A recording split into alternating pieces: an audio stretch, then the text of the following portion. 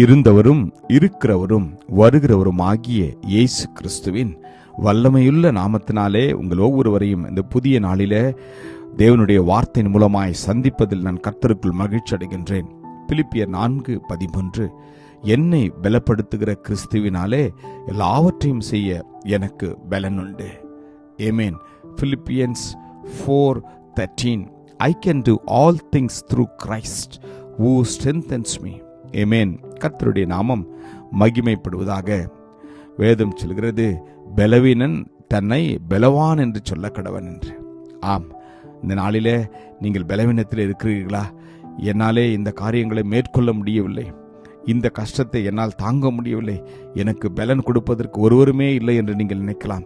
வேதம் சொல்கிறது, என் கிருபை உனக்கு போதும், உன் பலவீனத்தில் என் பலம் பூரணமாய் விளங்கும் என்று கர்த்தர் சொல்கிறார். ஆகையால் கிறிஸ்துவின் வல்லமை உங்கள் மேலும் என் மேலும் தங்கும்படி பவுல் சொல்வது போல என் பலவீனங்களை குறித்து நான் மிகவும் சந்தோஷமாய் மேன்மை பாராட்டுவேன் என்று. பலவீனங்கள் வருகின்ற போது, பாடுகள் வருகின்ற போது, கஷ்டங்கள் வருகின்ற போது, வியாதிகள் வருகின்ற போது நீங்களும் நானும் இந்த வார்த்தையை அறிக்கை செய்ய வேண்டும்.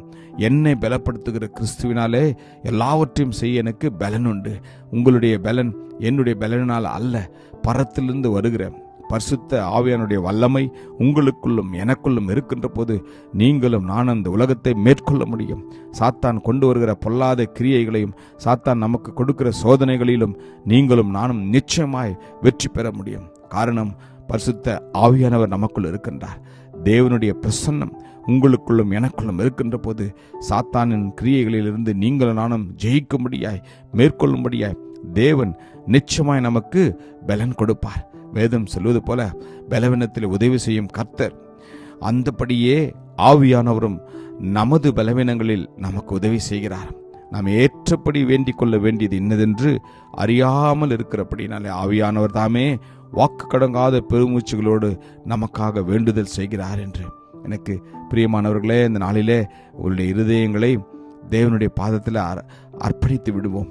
கர்த்தர் நிச்சயமாய் நம்மை அவர் பலப்படுத்துவார். உங்களுக்குள்ளும் எனக்குள்ளும் இருக்கிற எல்லா பலவீனங்களையும் அவர் ஏற்றுக்கொள்வார். நம்முடைய பாடுகளை அவர் ஏற்றுக்கொள்வார். நம்ம துக்கங்களை அவர் சுமந்து தீர்த்து விட்டார் என்று வேதம் சொல்கிறது. எனவே இந்த நாளிலே மகிழ்ச்சியாய் இந்த நாளை நாம் சந்திப்போம். கர்த்தருடைய பிரசன்னம் நம்மை பலப்படுத்தும். மீண்டுமாய் நாம் உற்சாகமாக சொல்வோமா, என்னை பலப்படுத்துகிற கிறிஸ்துவினாலே எல்லாவற்றையும் செய்ய எனக்கு பலனுண்டு. ஆமேன். கிருபையும் இரக்கம் நிறைந்த நல்ல தகப்பனே, இந்த நல்ல நாளுக்காக உமக்கு நன்றி அப்பா. ஆண்டவரே, இந்த நாளிலே கூடப்பா நாங்கள் ஒவ்வொருவரும் உம்முடைய பாதத்தில் எங்களை ஒப்பு கொடுக்கிறோம். உம்முடைய பரிசுத்த வல்லமையின் பிரசன்னம் எங்கள் ஒவ்வொருவரையும் நிரப்பட்டும் அப்பா.